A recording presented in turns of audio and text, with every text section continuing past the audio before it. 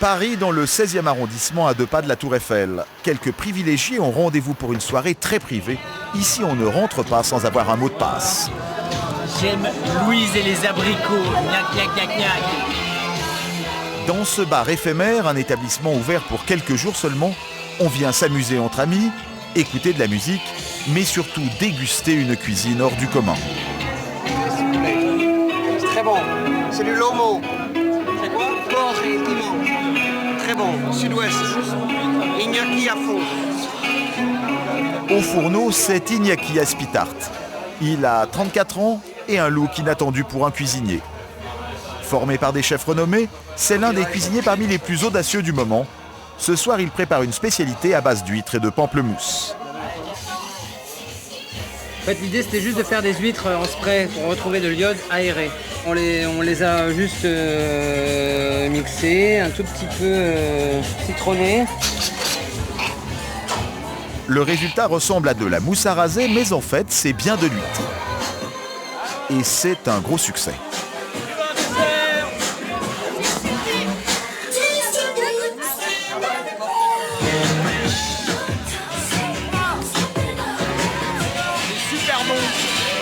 C'est de la mousse d'huître et c'est mortel, c'est super léger, c'est un goût de mer. L'océan, Cancale, la Bretagne, mortel, génial, j'adore. Regardez. Pas du tout, non. On aime ou on n'aime pas. C'est bizarre, c'est parfois drôle. Ça s'appelle le fooding et ça fait la une des journaux. Lancé il y a quelques années par de jeunes journalistes gastronomiques, le fooding, contraction de food, nourriture et feeling, sensation, rassemble tous les amateurs d'une nouvelle façon de manger, inventive et accessible à toutes les bourses. Depuis cette année, le mouvement explose et se démocratise. En décembre dernier, il y avait foule rue Saint-Paul pour aller manger des hamburgers et des marrons préparés par des chefs adeptes de ce fameux fooding. C'est une version moderne de la bouffe. Ce ne sont pas des grands chefs qui font des plats basiques, genre le mec du Ritz qui fait des kebabs. Non, on n'a pas dit que c'était des kebabs. On a dit J'exagère, mais tu vois ce que je veux dire. Des grands chefs qui font des kebabs, des grands chefs qui font des croque-monsieur. Aujourd'hui, l'invité de marque, c'est Jean-François Piège, le chef d'un des plus grands palaces parisiens. Très jovial, il vient faire le spectacle. C'est quelque chose qui est dur et qui devient liquide quand ça chauffe. En fait, on a fait une soupe de marron grillée, on l'a laissé refroidir, on l'a coupée en morceaux, on l'a panée, on l'a fait frire. Et on la réchauffe comme des marrons grillés. D'accord.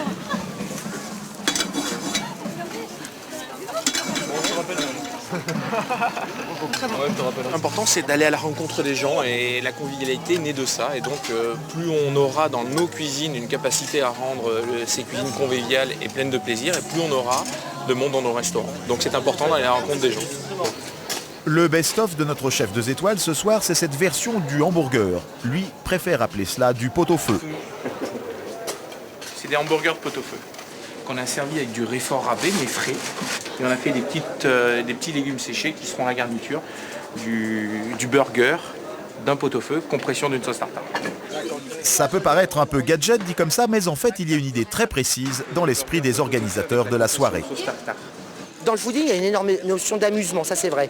Le côté ludique, le côté second degré, le côté humour, c'est quelque chose qui avait disparu totalement de la cuisine. Il fallait voir quand même la trombine des chefs. Hein. Sous leur toque, ça riait pas souvent. Aujourd'hui, c'est des gens qui ont envie de reprendre le plaisir, ça se sent dans leur cuisine, ils jouent, c'est des jeux d'audace. Et nous, on a envie de... Bien sûr que l'humour est très très important. Et visiblement, ce soir, l'audace du chef a payé. C'est 20h15. Ça devait finir à 22h.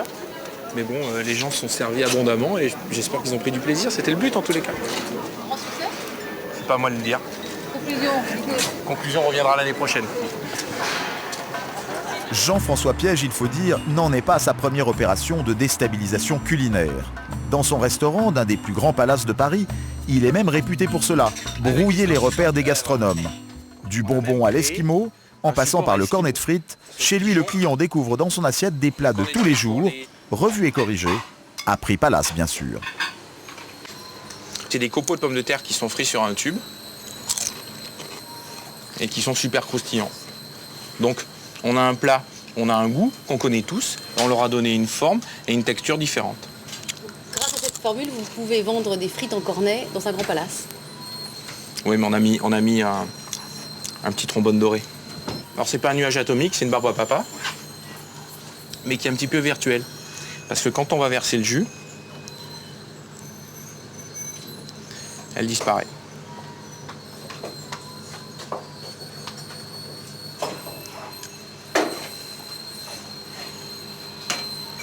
Et la barbe à papa dans un palace, c'est pas provocateur. C'est quoi la barbe à papa? C'est du sucre. Donc il n'y a pas de provocation à servir du sucre dans la barbe à papa. Qu'est-ce qui serait provocateur à ce moment-là? C'est faire quelque chose de pas bon.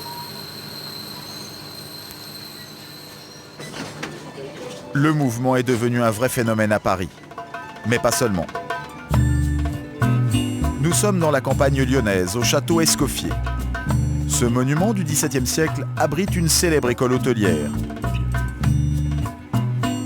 Ce matin, le professeur est un des grands sorciers de cette nouvelle tendance, Jacques Décoré.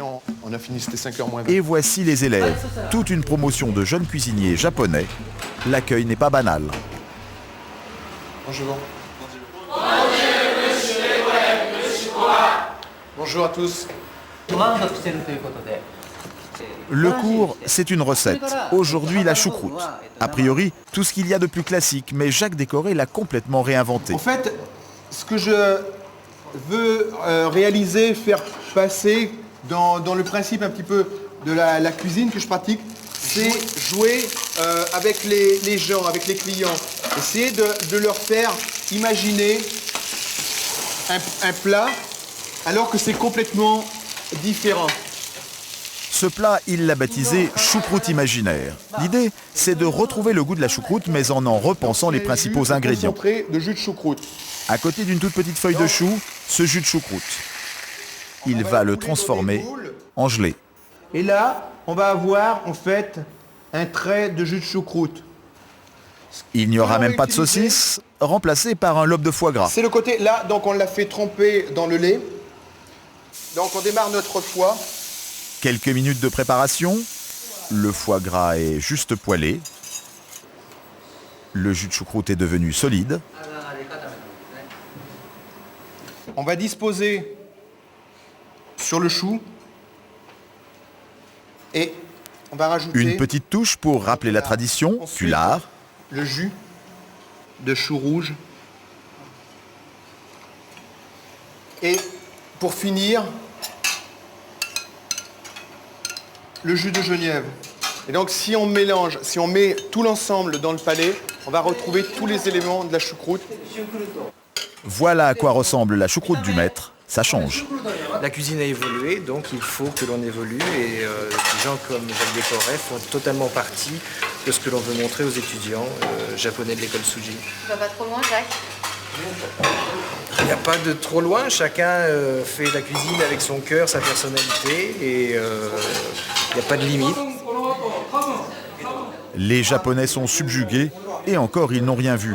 C'est dans son restaurant à Vichy que le chef frappe le plus fort.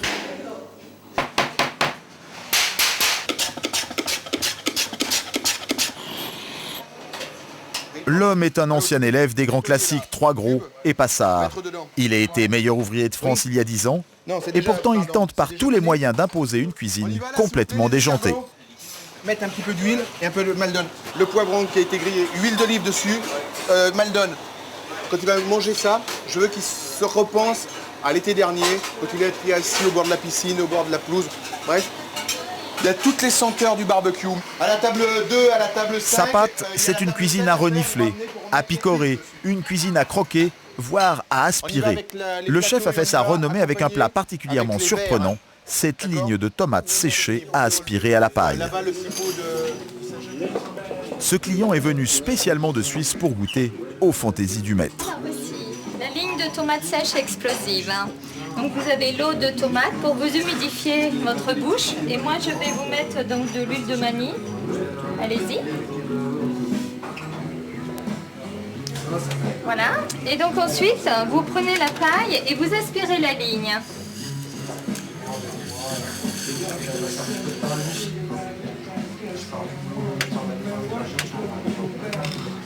Ça pétille dans la bouche. Ah, c'est top, hein.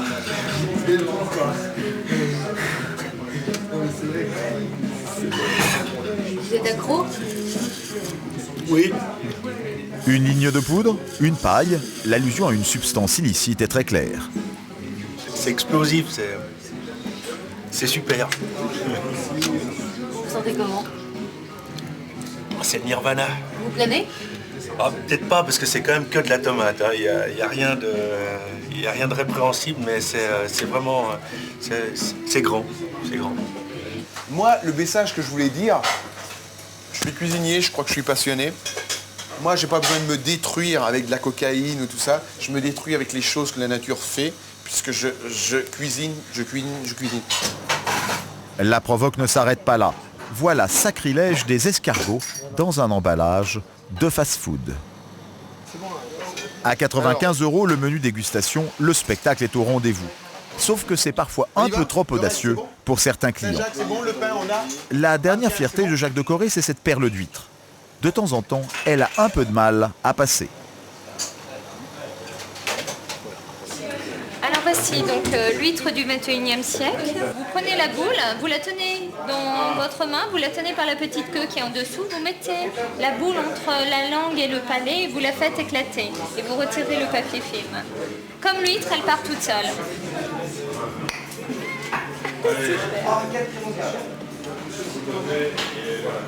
Alors? Surprenant. Ça passe à une vitesse. Parfait. Ça ne le fait pas. Désolée.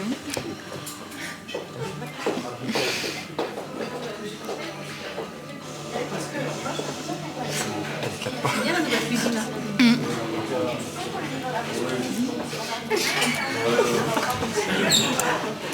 Voilà. Mais c'est vrai que c'est un peu taré comme méthode. Il n'y a personne en France qui fait ça, quoi. Donc ça, c'est surprenant. C'est surprenant. Tout le monde n'est pas forcément prêt à se laisser bousculer. Même si le restaurant marche plutôt bien, certains jours le chef se sent un peu seul dans sa bonne ville de Vichy. C'est vrai que le soir où il y a le soir ou midi, où il y a la moitié de la salle, je suis un peu triste. Je suis un peu triste, alors c'est-à-dire que je parle pas beaucoup, je réfléchis peut-être encore plus, mais pourquoi est-ce que tu es venu à Vichy? Mais bon, c'est un choix, on l'assume, peut-être qu'un jour on ne l'assumera plus, je sais pas, mais aujourd'hui on est ici. Évidemment que peut-être par rapport à la cuisine, pas provocatrice, mais la cuisine qu'on fait, et c'est toujours de la cuisine pour moi, les produits, la cuisine. Si j'étais sur Paris, Londres, une grande capitale européenne, peut-être que j'irais beaucoup plus vite. Le cuisinier n'est peut-être pas si loin que cela de gagner son pari. Cette cuisine révolutionnaire est sur le point de devenir un phénomène populaire. Nous voilà en banlieue parisienne. Triche de Seine est la nouvelle prêtresse de ce fooding grand public. Elle ne tient pas de restaurant, elle est irlandaise, c'est une mère de famille nombreuse. Hello everybody! Elle a eu la bonne idée de faire des livres de recettes fooding. Et ils sont devenus des best-sellers. Parmi eux, ce livre sur les bons petits plats, 106 000 exemplaires, et celui-ci sur le chocolat, 294 000 exemplaires vendus. Vous n'avez pas goûté encore? Ces enfants sont ses cobayes permanents. Tous les jours, ils essuient les plâtres des nouvelles recettes de leur maman. Au menu aujourd'hui, une jelly menthe, viande, petits pois.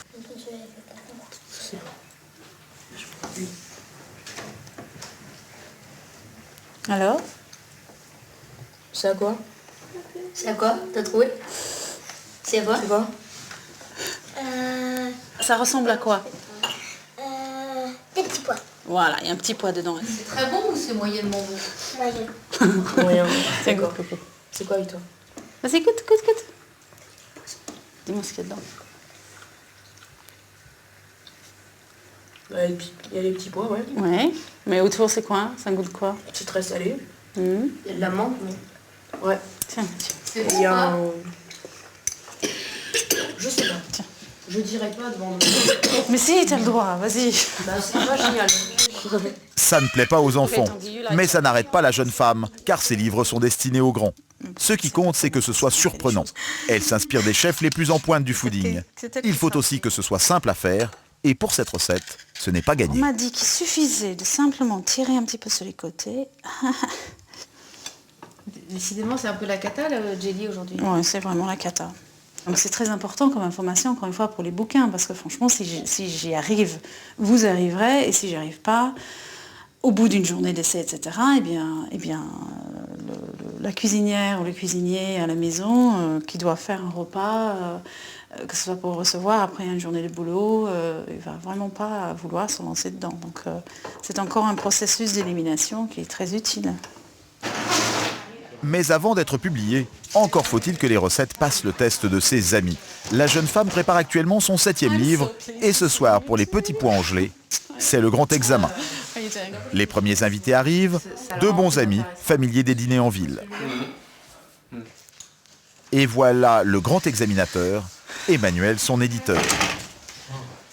Ready for the test? Yes. Yeah. Come on in. Premier plat à subir l'épreuve de ces palais exigeants, un foie gras poêlé avec un accompagnement un peu particulier. Okay guys. C'est du foie gras avec une poudre au chocolat. Tiens. C'est cacao en fait. C'est du chocolat aux éclats de fèves de cacao. Parce que c'est quand même très amer en fait. Hein. Mais c'est c'est un chocolat très amer. Mais je trouve que la poudre pouvait être encore plus poudreuse. C'est-à-dire très bon. Ouais. Elle pouvait être encore plus fine, non? Un peu fine, ouais. Moi ça me dérange pas. Non, ça va. Un petit côté. Ça donne différentes. Oui, qui marche. Donc du coup, ça fond pas trop vite.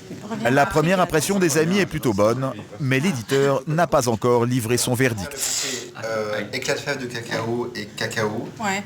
Le côté un tout petit peu sucré me gêne. Ah oui, d'accord. Moi je sens pas. Ah, c'est mortel. Conclusion, la piste est bonne, mais à retravailler. Ce foie gras a beaucoup de chances de se retrouver dans le prochain livre de Triche de Seine. Ouais, il faut mettre beaucoup, ouais. Alors, est-ce que c'est un truc que tu ferais, ça? Pour les petits pois, en revanche, c'est bien plus mal parti. Emmanuel, avant que tu t'en ailles, tu veux bien goûter ça? Oui. Alors, vous pourriez lui dire maintenant ce qu'on pensait vraiment au fond de Et c'est vrai que le chocolat est dedans. On a collé sur Après le foie gras avec le chocolat, ça le fait pas. Ouais. Bon, c'est définitivement rangé. Hein. Définitivement. Et qu'est-ce que c'est? Tu reconnais ce que c'est? Mais les petits pois et les asperges, je n'aime pas trop. Il n'y a pas d'asperges. Il y a de la menthe et c'est un bouillon de bœuf. Oui, pas du tout. Ce sera publié ou pas dans le bouquin? Non, je pense pas, non. Ouais, ça marche! Fabuleux. Pour remporter un franc succès, Triche devra attendre son velouté de châtaigne et sa mousse d'oursin. La crème fleurette. Ça, c'est incroyable.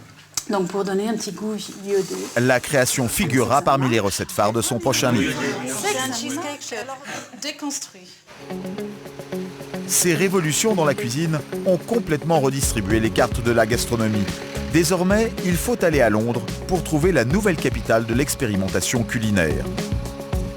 En plein cœur de la capitale britannique, nous sommes au Borough Market, le marché chouchou de ceux qu'on appelle ici les foodies, les passionnés de bouffe. On y trouve rassemblés tous les produits les plus exotiques du monde. David est français, il a 34 ans et il travaille dans la finance. S'il vient ici faire ses courses, c'est qu'il est à la recherche de produits qu'on ne trouve pas ailleurs.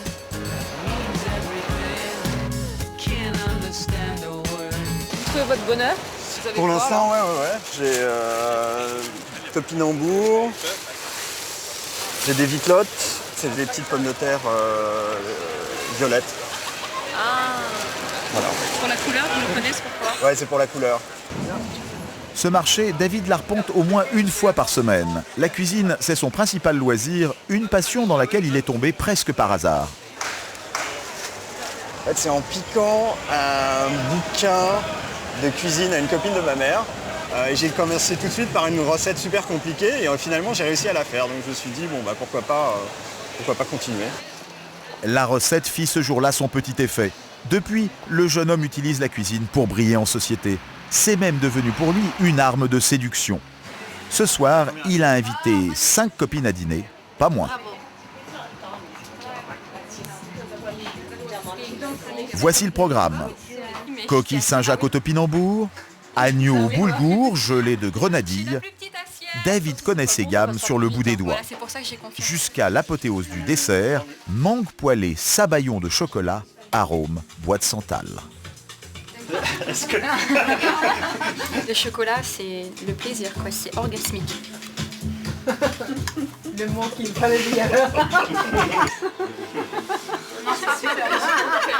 David ne se contente pas d'organiser des dîners pour épater ses amis. La cuisine, c'est aussi pour lui un plaisir solitaire.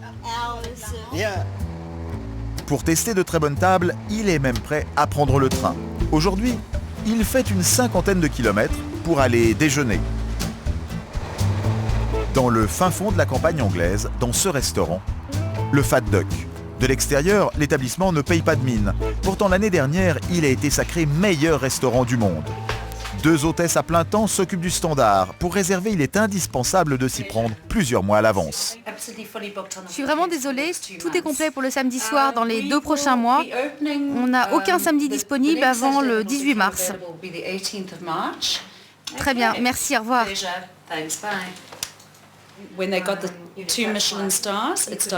Quand on a eu la 2e étoile Michelin, ça a commencé à très bien marcher. À la 3e, ça a été encore plus fort, mais alors là, depuis qu'on a été élu meilleur restaurant du monde, c'est de la folie. Les gens viennent de partout, d'Asie, d'Afrique, d'Islande, de partout, c'est incroyable. David fait partie des 40 chanceux de ce jour-là au déjeuner. Il va enfin pouvoir découvrir le fameux menu dégustation qui a fait la réputation du lieu. Le programme est alléchant, mais un peu déroutant. Ballotin de maquereaux invertébrés ou gelée d'huîtres aux fruits de la passion. En tout, 15 plats. Avec le menu à 140 €, on en a pour son argent dès la mise en bouche. Cet étrange cérémonial, c'est pour servir une meringue. Ce siphon qui est rempli d'une mousse faite à partir de blanc d'œuf, infusé au thé vert, citron vert et un petit peu de vodka. Un tout petit peu. Qui va être en fait poché à l'azote liquide. De l'azote liquide à moins 200 degrés.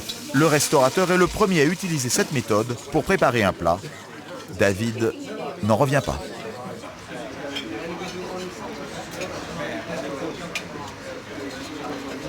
Voilà la mousse au thé vert. Elle est plongée dans le liquide glacial.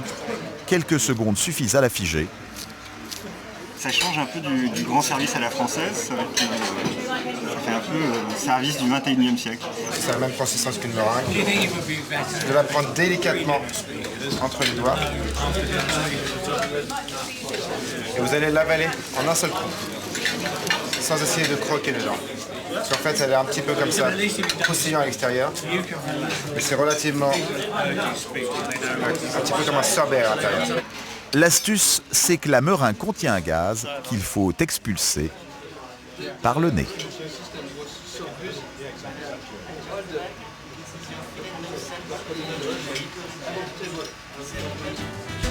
En cuisine, voilà celui qui a imaginé ces drôles de surprises culinaires. Eston Blumenthal, 40 ans, un look de rugbyman. Il y a encore 10 ans, il était expert comptable. Aujourd'hui, il est considéré comme un des chefs les plus créatifs du monde. Ce qui le motive, c'est de surprendre ses clients en jouant avec des associations de saveurs et de textures inédites. Voici par exemple une de ses spécialités, le saumon poché dans sa robe de réglisse. La présentation est soignée, huile d'olive et noix de muscade. C'est alléchant, reste à savoir ce qu'en pense David. Servi avec une mayonnaise à la vanille. Mais franchement, je m'attendais à un truc plus fondant. Parce que j'ai entendu parler de cette recette. Là, je suis un tout petit peu déçu. Je suis vraiment déçu du côté gélatineux de l'enveloppe. Je pensais que ça allait être plus fondant et ça gagnerait à être un peu plus fondant. Vous n'allez pas le manger si vous n'aimez pas, on est d'accord. Mais non, saumon et réglisse, ça fonctionne très très bien. Le seul problème, c'est que moi je m'attendais à un truc laqué, légèrement fondant, et que là j'ai pas ça. Donc vous mangez pas la croûte. Là je mange pas la croûte. Ses impressions sur le repas, David les note consciencieusement. À la recherche d'inspiration pour ses futures recettes peut-être. Ouais. Pour les plats les plus intrigants, il n'hésite pas à bombarder de questions les serveurs. Donc en fait, c'est de l'avoine. Ce sont des flocons d'avoine qui sont cuits comme un risotto. D'accord. Et ensuite, on rajoute beaucoup de persil. Ah d'accord, ok. Donc de persil frais. Oh, c'est bon. Bon, c'est succulent. Je m'attendais pas du tout à ça. Il a dû mettre plusieurs années ou plusieurs mois avant de pouvoir réaliser ce plat, quoi. David ne croit pas si bien dire. À quelques mètres du restaurant, voici le laboratoire d'Eston Blumenthal. Notre alchimiste, quand il n'est pas en cuisine, passe son temps à faire d'étranges expériences. Parmi ses dernières trouvailles, dépressuriser du chocolat. Résultat, une bouchée pleine de bulles d'air, extrêmement légère. Sa prochaine révolution est déjà en cours d'élaboration, des casques, pour amplifier le son des aliments que l'on croque. Il paraît que ça décuple la saveur.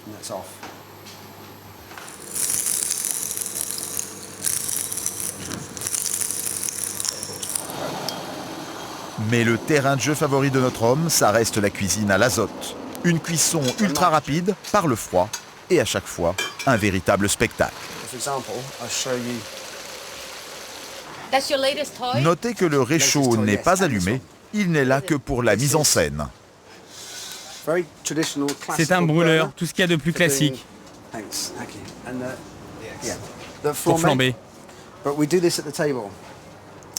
L'idée pour le dessert, c'est d'arriver à la table du client avec un œuf. Et à l'intérieur, c'est une crème anglaise goût bacon. Comment vous faites ça?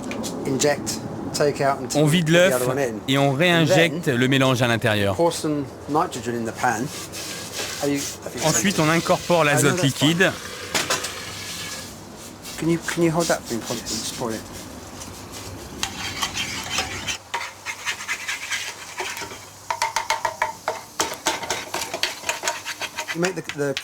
À la fin, vous obtenez quelque chose qui ressemble à des œufs brouillés.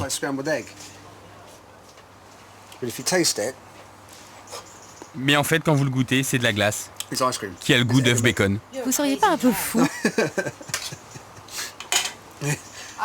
Non, je ne suis pas fou. J'ai juste gardé mon âme d'enfant.